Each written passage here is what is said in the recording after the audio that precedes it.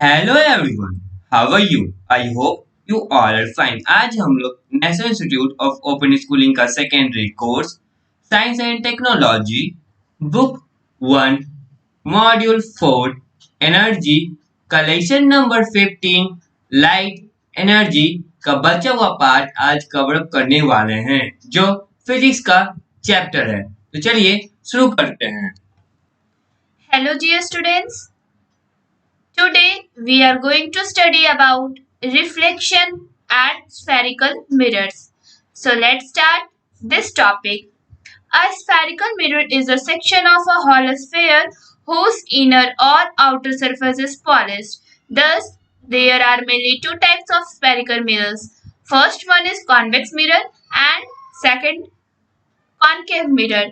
Spherical mirror एक ऐसा hollow sphere है जिसके जो या तो इनर सरफेस या फिर आउटर सरफेस पॉलिश्ड होते हैं और ये मेनली टू टाइप्स के होते हैं स्फेरिकल मिरर्स, या कॉन्वेक्स मिरर होते हैं या फिर concave mirror. Convex mirror, it is a mirror in which the reflection takes place from the bulging surface, that is, inner side is painted and reflected surface is polished to make the surface smooth as shown in figure 15.10. तो जो convex mirror होता है उसमें क्या होता है, ये एक ऐसा मिरर है जिसमें जो रिफ्लेक्शन होता है वो बल्जिंग सरफेस है। It means bulging means inside surface जो होता है उसका पेंटेड होता है और जो रिफ्लेक्टेड सरफेस होता है वो पॉलिश्ड होता है। जैसे जो इसका रिफ्लेक्टेड सरफेस है वो पॉलिश्ड होने की वजह से जो उसका सरफेस स्मूथ बन जाता है। Concave mirror, it is a mirror in which the reflection takes place from the cave side surface, that is, outer side is painted and the inner cave side surface is polished to make the reflected surface smooth as shown in figure 15.10. तो ये concave mirror एक ऐसा mirror जिसमें जो reflection होता है वो कहाँ से होता है, केव साइड से। मीन्स केव साइड मीन्स इनर साइड से, और जिसका आउटर सरफेस होता है ये आउटर साइड होता है वो पेंटेड होता है। Figure 15.10 shows convex mirror and concave mirror.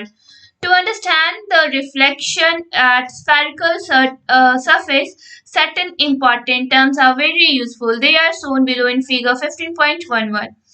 तो रिफ्लेक्शन का जो स्फेरिकल सरफेस पे होता है उसके समझने के लिए हम लोग को कुछ इंपॉर्टेंट टर्म समझने की जरूरत पड़ेगी, जैसे कि इसमें radius of curvature, principal axis, hollow glass sphere, concave और कॉन्वेक्स दोनों में ये चीज दिया हुआ है। ठीक है। पोल which is denoted by capital P. It is the midpoint of the spherical mirror. Point P is the pole in figure 15.11. तो जो पोल है वो मिड पॉइंट होता है स्फेरिकल मिरर का, और जिसमें पॉइंट पी है जैसे कि वो पोल है फिगर 15.11 का। Centre of curvature which is also denoted by capital C. It is the centre of a hollow sphere of which the spherical mirror is a part. It can be determined by finding the point of intersection of two normal drawn at the spherical surface of the mirror. The point C is the center of curvature in figure 15.11. तो ये जो centre of curvature वो एक hollow sphere के पास है, और hollow sphere में जो स्फेरिकल मिरर है वो उसका पार्ट है, और इसको हम लोग डिटरमाइन कैसे करेंगे, तो इस पॉइंट को हम लोग फाइंड करने के लिए हम लोग टू नॉर्मल को एक दूसरे से इंटरसेक्ट करेंगे स्फेरिकल सरफेस पे। और इसमें जो फिगर हमारा 15.11 जो दिया हुआ है उसमें जो पॉइंट सी है वो सेंटर ऑफ कर्वेचर है उस फिगर का। Radius of curvature which is also denoted by capital R. It is the distance between the pole and center of the curvature of the mirror. CF is the radius of curvature in figure 15.11. तो जो radius of curvature है वो distance है pole और centre of curvature का किसी भी mirror में। तो CF जो पॉइंट है वो रेडियस ऑफ कर्वेचर है। Principal axis. It is an imaginary line joining the pole to the center of curvature. Extended line CP is the principal axis in figure 15.11. तो प्रिंसिपल एक्सिस एक imaginary line है जो कि पोल को centre of curvature से join करता है, और सीपी जो है वो फिगर 15.11 का प्रिंसिपल एक्सिस है। Principal focus denoted by capital F. The rays of light parallel and close to the principal axis of the mirror after reflection either pass through a point in concave mirror or appear to be coming from a point in convex mirror. On the principal axis, this point is called principal focus of the mirror. Point F is the principal focus of figure 15.11. तो ये जो principal focus है वो क्या है, तो ये जो रेज है लाइट का वो पैरेलल है और क्लोज है प्रिंसिपल एक्सिस मिरर के। और रिफ्लेक्शन के बाद या तो ये एक पॉइंट के थ्रू पास करता है कॉन्केव मिरर में, या फिर एपियर होता है क्या कि ये एक पॉइंट से आ रहा है कॉन्वेक्स मिरर में प्रिंसिपल एक्सिस पे। और यही जो पॉइंट है जिसे principal focus of the mirror बोला जाता है। और पॉइंट एफ है जो कि प्रिंसिपल फोकस है फिगर 15.11 का। Focal length, it is the distance between the pole and the principal focus of the mirror. PF is the focal length in figure 15.11 and it is denoted by small f. तो ये क्या है focal length, ये distance है pole और principal focus of the mirror का। और जो पीएफ है वो फोकल लेंथ है फिगर 15.11 का। Relationship between focal length and radius of curvature. Consider the reflection of light of our ray IM at M at a concave mirror. CM is the normal drawn at the surface which passes through center of curvature, and MF is the reflected ray which passes through the focal point. Angle I equal to angle R, as we know that angle of incidence and reflection are equal. तो क्या consider करना है कि जो reflection है light रे का जिसमें आई एम है और जो उसका कहाँ पे पॉइंट बन रहा है एम कॉनकेव मिरर पे, और जो सी एम है वो नॉर्मल ड्रॉन किया गया एक लाइन है जो कि सरफेस पे है जो पास हो रहा है सेंटर ऑफ कर्वेचर, और एम एफ है जो रिफ्लेक्टेड रे है जो कि फोकल पॉइंट से पास हो रहा है। और हम लोग जैसा कि जानते हैं angle I is always equal to angle R, it means incidence है वो रिफ्लेक्शन के ऑलवेज में इक्वल होता है।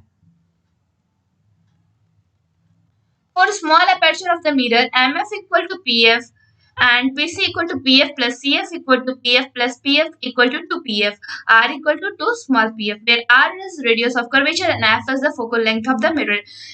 So ये एक small aperture of mirror का एक equation दिया गया है, आप इसे देख लीजिएगा ध्यान से। एंड इसमें जो R है कैपिटल वो किसके लिए स्टैंड है, radius of curvature, and small f is stand for focal length of that mirror.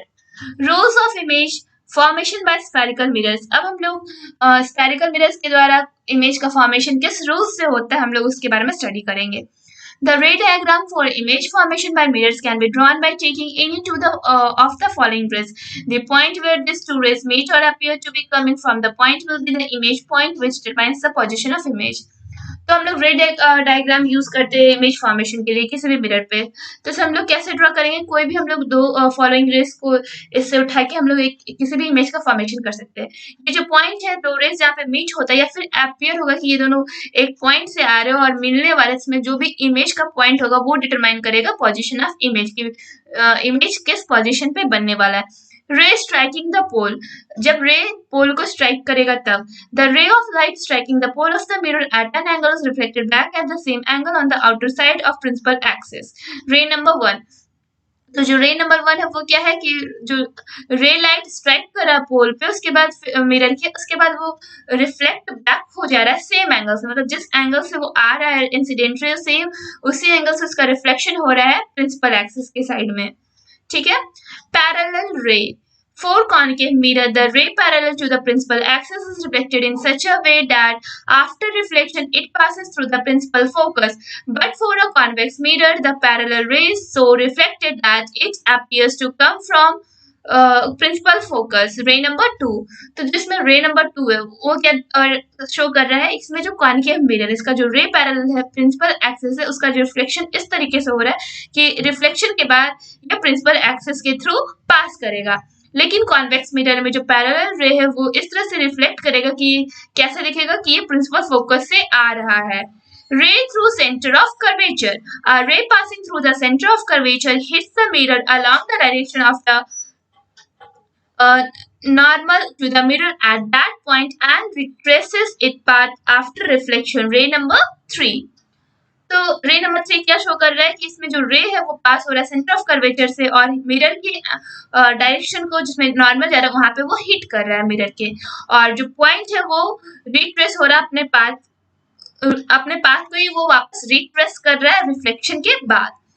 रे थ्रू फोकस, अ रे of light heading lower towards the focus or incident on the mirror after passing through the focus returns parallel to the principal axis. तो जो रे through focus इसमें क्या होगी, एक जो रे ऑफ लाइट है वो किसके टुवर्ड हिट कर रहा है, फोकस और इंसिडेंट ऑफ दैट मिरर, और इसके बाद जो वो पास करेगा फोकस से रिटर्न होके तो वो प्रिंसिपल एक्सिस के पैरेलल में दिखाई देगा। Formation of image by concave mirror. Using the above rules of image formation, the ray diagram for the image formed for different position of an object are given below. तो हम लोगों ने जो above rule देखा image formation का, उससे हम लोग रे डायग्राम किसी भी इमेज को फॉर्मेशन करेंगे और डिफरेंट पोजीशन पे, ठीक है, और ये हम लोग देखने वाले हैं कॉन्केव मिरर में। फर्स्ट जो है वो जब ऑब्जेक्ट इन्फिनाइट पे रहेगा तो उसका कैसा इमेज बनेगा, real inverted highly diminished image at focus, focus पे बनेगा। जब ऑब्जेक्ट बियॉन्ड सी होगा तो कैसा फिगर का फॉर्मेशन होगा, real inverted diminished between C and F, ठीक है। अगर ऑब्जेक्ट सी पे रहा तो इमेज का फॉर्मेशन किस साइड से होगा, real inverted image of the same size as object at C, means जैसा इमेज ऑब्जेक्ट सी पे रखा रहेगा वैसे उसका इमेज का फॉर्मेशन होगा। अगर ऑब्जेक्ट जो कि सी और एफ के बिटवीन में होगा तो हमारा इमेज का formation real inverted enlarged image beyond C होने वाला है। ऑब्जेक्ट अगर एफ पे रहने वाला है तो हमारा इमेज का formation real inverted highly enlarged image at infinity, means इसमें जो इमेज का फॉर्मेशन होगा वो इंफिनिटी पे होगा। ऑब्जेक्ट अगर एफ और पी के बिटवीन में रहने वाला है तो हमारा जो इमेज है वो virtual erect enlarge image behind the mirror, means mirror के बिहाइंड में बनने वाला है। Formation of image by convex mirror. अब हम लोग देखने वाले हैं कि जो कॉन्वेक्स मिरर है उसमें कैसे इमेज का फॉर्मेशन हो रहा है। Image formation in convex mirror is shown in figure 15.15. The position, nature and size of the image formed in concave mirror and convex mirror can be summarized and given in table below. तो जो दोनों का table, हमारा जो दोनों mirror है उसमें table 15.3 में उनके द्वारा इमेज का जो पोजीशन है, नेचर है इमेज का और साइज है इमेज का वो यहाँ पे मेंशन किया गया है।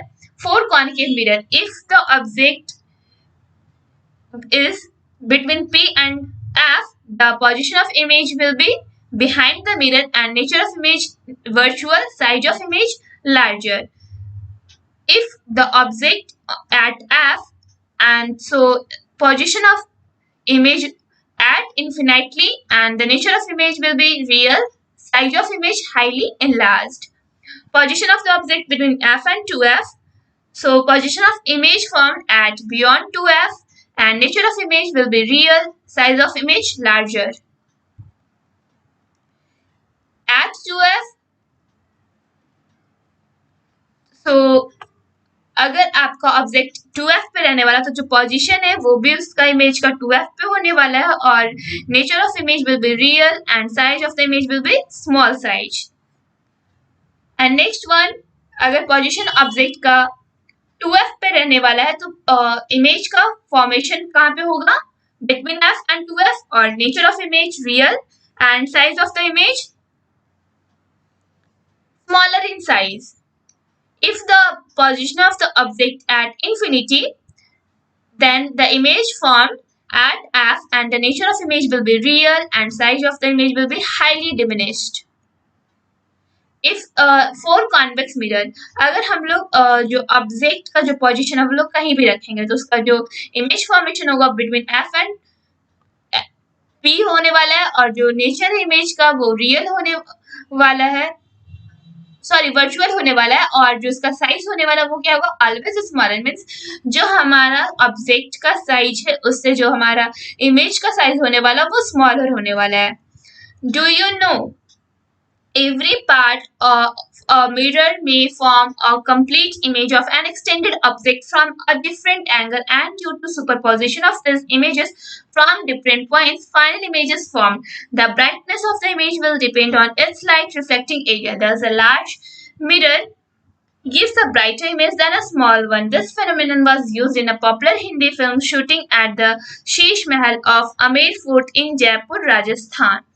तो जो मिरर का कोई भी पार्ट ले लीजिए वो है ना एक इमेज का कंप्लीट फॉर्मेशन करेगा और ये एक्सटेंडेड फॉर्म में ऑब्जेक्ट को बनाएगा किसी भी डिफरेंट एंगल से, क्योंकि जो उसका सुपर पोजिशन है इमेज का वो डिफरेंट पॉइंट से फाइनल इमेज तक फॉर्मेशन होता है। ये जो ब्राइटनेस है इमेज का वो डिपेंड करता है कि वो कितना उस मिरर का रिफ्लेक्टिंग एरिया है। जो लार्ज मिरर है वो ब्राइटर इमेज देगा और जो स्मॉल मिरर है वो उससे कम हमारा इमेज देने वाला। और ये जो फेनोमेनन है वो एक पॉपुलर हिंदी फिल्म के शूटिंग के दौरान इस फेनोमेनन को यूज किया गया था। उस फिल्म का नाम था शीश महल एंड इसका जो शूटिंग हुआ था वो अमेर फोर्ट में हुआ था, राजस्थान में।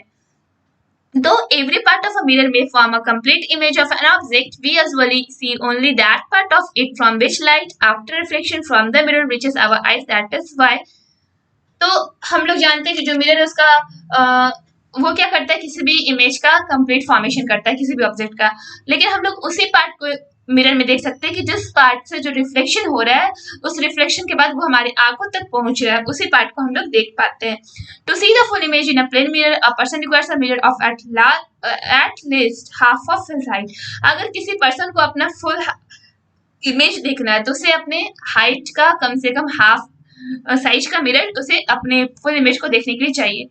To see complete image of the wall behind the person requires a mirror of at least 1/3 of the height of the wall and should be in the middle of wall and mirror. तो अगर किसी भी दीवार का अगर full size देखना है mirror में तो एटलीस्ट उसके हाइट का 1/3 हाइट मिरर का होना चाहिए और ये जो मिरर होना चाहिए वो मिडल में रहना चाहिए वॉल के। ठीक है। If two plane mirrors are placed inclined to each other at an angle theta, the number of images of a point object formed. तो अगर दो प्लेन मिरर है उसे हम लोग इंक्लाइन करेंगे एक दूसरे पे एंगल थीटा पे, तो जो नंबर ऑफ इमेज है एक पॉइंट पे कितना फॉर्म होगा 360 degree upon theta minus 1 if 360 degree theta is even integer and 360 degree theta if 360 degree upon theta is all integer. So, for example, there are 5 images formed by 2 mirrors at 60 degree angle. तो यहाँ पे अगर हम लोग दो mirror को plane mirror को 60 degree angle पे रखते हैं तो जो इमेज का फॉर्मेशन होगा वो कितना होगा 5 इमेजेस का। Two mirrors inclined to each other at different angles may provide same number of images. Example, for any value of theta between 90 degree and 120 degree, the number of maximum images formed is n equal to 3. This in turn implies that if theta is given, n is unique, but if n is given, theta is not unique. जब दो mirror को हम लोग एक दूसरे पे incline करते हैं डिफरेंट एंगल पे तो वो क्या प्रोवाइड करेंगे same number of images. Example के लिए any value of theta between 90 degree and 120 degree means जो 90 डिग्री और 120 डिग्री के बीच का हम लोग एंगल किसी को ले लेंगे उसमें जो नंबर ऑफ मैक्सिमम इमेजेस कितना फॉर्म होगा ओनली 3। और ये जो है वो क्या इम्प्लाइज करा कि जो थीटा है किसी भी गिवन नंबर के लिए तो इसमें जो n होगा वो यूनिक होगा। अगर जो n दिया हुआ तो इसमें जो थीटा है वो यूनिक नहीं होने वाला है। The number of images seen may be different from the number of images form and depends on the position of observer related to object and mirrors. Example, if theta equal to 120 degree maximum number of images formed will be 3 but number of images C may be 1, 2 or 3 depending on the position of observer. अगर जो number है images का वो हम लोग different angle से देख रहे हैं जिसमें जो नंबर है उसमें जो इमेजेस का फॉर्मेशन हो रहा है वो किस पे डिपेंड करता है पोजीशन ऑफ ऑब्जर्वर मींस जहाँ पे ऑब्जर्वर जिस पोजीशन से ऑब्जर्व कर रहा है उसके अनुसार इमेज का फॉर्मेशन होने वाला है। एग्जाम्पल के लिए अगर थीटा इक्वल टू 120 डिग्री है तो जो उसमें मैक्सिमम नंबर ऑफ इमेजेस है वो कितना फॉर्म होगा 3। लेकिन जो नंबर ऑफ इमेजेस है वो कैसे दिखेगा या तो 1 दिखेगा या 2 दिखेगा या 3 दिखेगा क्योंकि ये ऑब्जर्वर के पोजीशन पे डिपेंड करने वाला है कि ऑब्जर्वर जो है वो किस पोजीशन से उस मिरर पे इमेज को देख रहा है। Uses of mirrors. Plane mirrors is used in looking glasses, in construction of kaleidoscope, telescope, sextant and periscope etc. for seeing round the corners as reflector of light etc. तो हम लोग plane mirror को looking glasses में use कर सकते हैं, बहुत सारे सामान का कंस्ट्रक्शन में यूज कर सकते हैं जैसे कि कैलेडोस्कोप हो गया, टेलीस्कोप, सेक्सटेंट और पेरिस्कोप हो गया। फिर हम लोग राउंड कॉर्नर्स को देखने में प्लेन मिरर का यूज करते हैं, डिफ्लेक्टर के रूप में यूज करते हैं। Concave mirror is used as a reflector in searchlight, headlights of motor cars and projectors etc. for converting solar radiation in solar cookers, in floodlights to obtain a divergent beam of light to illuminate buildings in reflecting telescope etc. तो हम लोग concave mirror को as a reflector searchlight में use कर सकते हैं, motor cars के headlight में यूज कर सकते हैं, प्रोजेक्टर्स में यूज करते हैं।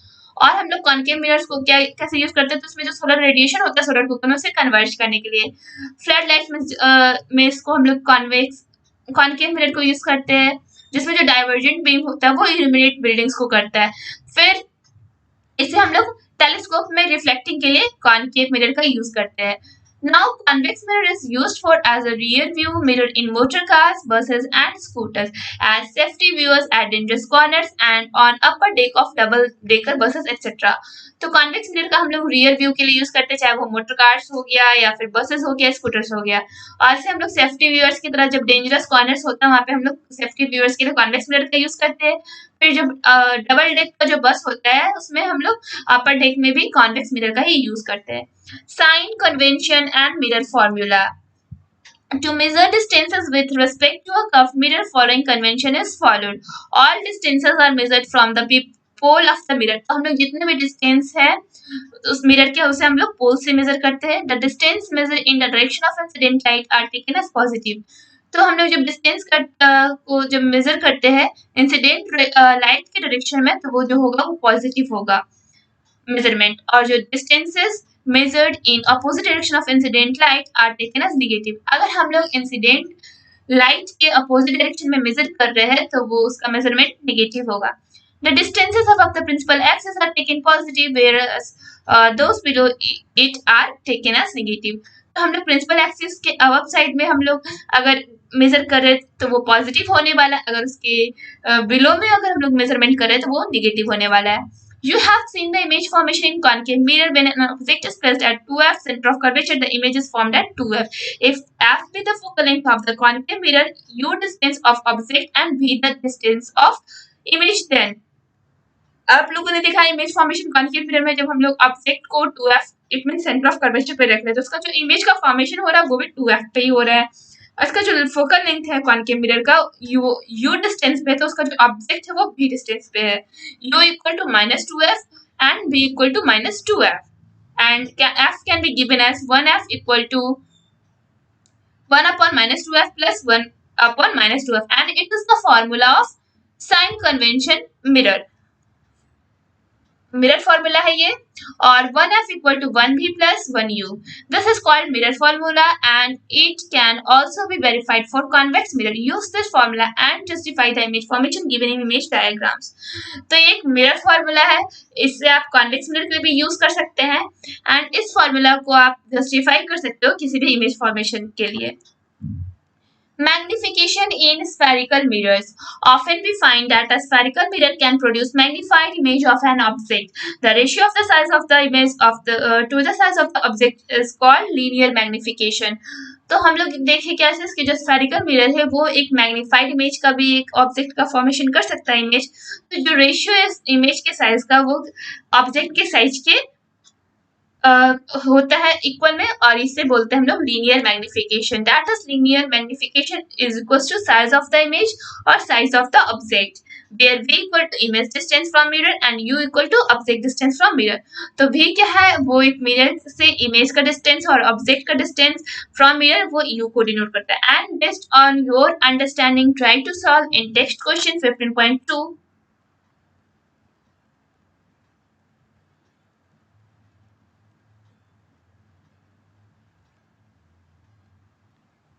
अभी चैप्टर कंप्लीट नहीं हुआ है. नेक्स्ट वीडियो में नेक्स्ट टॉपिक कवर अप होगा. अगर इस चैप्टर से किसी भी टॉपिक से प्रॉब्लम हो तो अपने प्रॉब्लम को कमेंट बॉक्स में रखें, हम लोग सॉल्व करने का कोशिश करेंगे, सारे इंटेलिजेंट क्वेश्चन बनाने का कोशिश करें. Thank you everyone.